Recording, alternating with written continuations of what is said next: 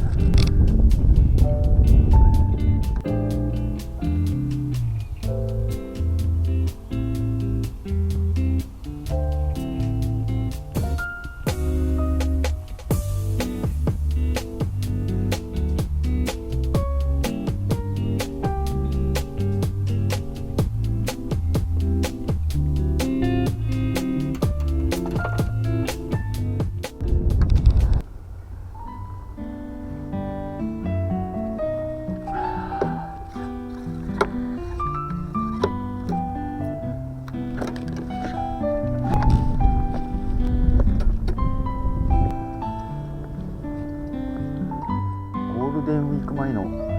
最後のサビキ釣り、散々な結果でした。ただアジが1匹釣れて坊主は逃れたんで、それだけは救いでした。今日はダメでもゴールデンウィーク期間がダメだと決まったわけじゃないんで、計画している方は挑戦してみてください。お疲れ様でした。